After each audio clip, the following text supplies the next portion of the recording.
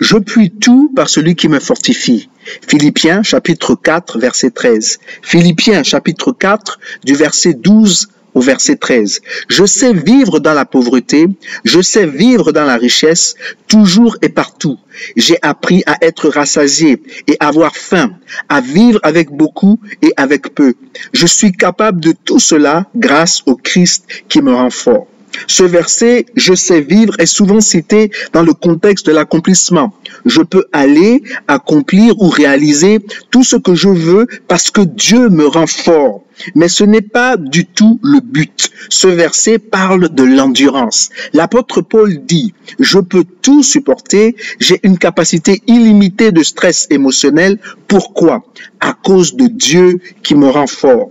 Dans la vie de Jésus, nous voyons plus clairement que jamais deux aspects du caractère de Dieu, son amour et sa puissance. À travers la vie et l'œuvre de Jésus, nous voyons que Dieu est capable de tenir ses promesses et nous voyons également qu'il est désireux de tenir ses promesses. Cette semaine, notre partage sera axé sur la gestion de certains aléas de la vie qui, à mon avis, méritent notre attention. La satisfaction, l'épanouissement ou la suffisance d'un chrétien ne peuvent pas être systématiquement trouvés dans les choses matérielles qui l'entourent, mais en Christ. En Jésus-Christ, nous pouvons jouir de la paix et du but à tout moment. C'est parce que Christ est constant. Si notre contentement est ancré dans l'argent, le travail, les voitures, la santé, la beauté, le physique, les relations et ainsi de suite, tout sauf Christ, nous allons droit au mur. Savoir et apprendre, c'est le secret d'être satisfait dans toutes les situations. Pouvez-vous imaginer ce que cela ferait de passer la vie en étant satisfait de toutes les situations? Dans ce monde, nous avons et aurons des tribulations, pressions, oppressions, stress, adversité, affliction. Mais que nous dit la parole de Dieu face à cela? Je vous ai dit ces choses, afin que vous ayez la paix en moi. Vous aurez des tribulations dans le monde, mais prenez courage, j'ai vaincu le monde. Jean 16, verset 33. Les Écritures nous encouragent à garder la paix en nous, à ne pas nous laisser troubler par quoi que ce soit. Dire comme ça, c'est simple, mais le vivre, c'est une autre paire de manches. Vous me direz. Mais c'est la vérité du moment face à une situation de tribulation, pression, oppression, stress, adversité, affliction. La solution est Jean 16, verset 33. Où que vous soyez dans la vie, en ce moment, je suis sûr qu'il y a des choses autour de vous qui vous donnent des raisons d'être dans le mécontentement. Mais comment y remédier selon les habitudes de ce monde? C'est juste un sentiment naturel et il vous suffit de faire ce que vous avez à faire pour vous rendre heureux. Changez cela, obtenez plus de cela, cette poursuite vous épuisera. Cependant, je sais, Dieu a un meilleur plan. Il a envoyé son Fils Jésus-Christ pour nous apporter la paix dans la tribulation, pas seulement pour l'éternité, mais pour l'instant. Il a vaincu le monde. Nous devons simplement apprendre nos leçons, quand bien même difficiles. Détourner nos yeux de nous-mêmes et de nos circonstances extérieures et plutôt regarder vers Christ. En lui, nous pouvons tout faire. En lui, nous trouverons le contentement. Toujours, il ne nous laissera jamais tomber. Certaines prières dans les Écritures m'ont marqué. À jamais, découvrons l'une d'entre elles. Proverbe 30, versets 7 à 9. Mon Dieu, je te demande seulement deux choses. Donne-les-moi avant ma mort. Éloigne de moi la fausseté et le mensonge. Ne m'envoie ni pauvreté ni richesse. Donne-moi seulement ce qu'il me faut pour vivre. En effet, si je suis trop riche, je peux te trahir en disant qu'il est le Seigneur.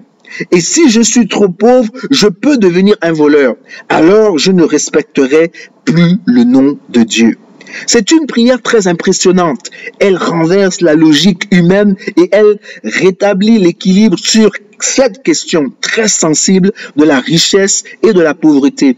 du fait d'être rassasié et avoir faim, de vivre avec beaucoup ou avec peu. Voyez-vous, la richesse comme la pauvreté cache des pièges. L'égoïsme, l'idolâtrie, la cupidité, la révolte, renier Dieu, la paresse, etc., etc. Mais notons que les riches et les pauvres peuvent donc grandir dans leur foi en Dieu, car lui seul peut vraiment changer leur situation. Il peut pourvoir à leurs besoins. C'est ça la promesse. Matthieu, chapitre 6, versets 19 à 34. Lisons les Saintes Écritures. Ne vous amassez pas de trésors sur la terre, où la teigne et la rouille détruisent et où les voleurs percent et dérobent. Mais amassez-vous des trésors dans le ciel, où la teigne et la rouille ne détruisent point, et où les voleurs ne percent ni ne dérobent. Car là où est ton trésor, là aussi sera ton cœur. L'œil est la lampe du corps. Si ton œil est en bon état, tout ton corps sera éclairé. Mais si ton œil est en mauvais état, tout ton corps sera dans les ténèbres. Si donc la lumière qui est en toi est ténèbre, combien seront grandes ces ténèbres? Nul ne peut servir de maître, car ou il haïra l'un et aimera l'autre, ou il s'attachera à l'un et méprisera l'autre. Vous ne pouvez servir Dieu et Mammon. C'est pourquoi je vous dis, ne vous inquiétez pas pour votre vie, de ce que vous mangerez, ni pour votre corps, de quoi vous serez vêtus. La vie n'est-elle pas plus que de la nourriture et le corps plus que le vêtement?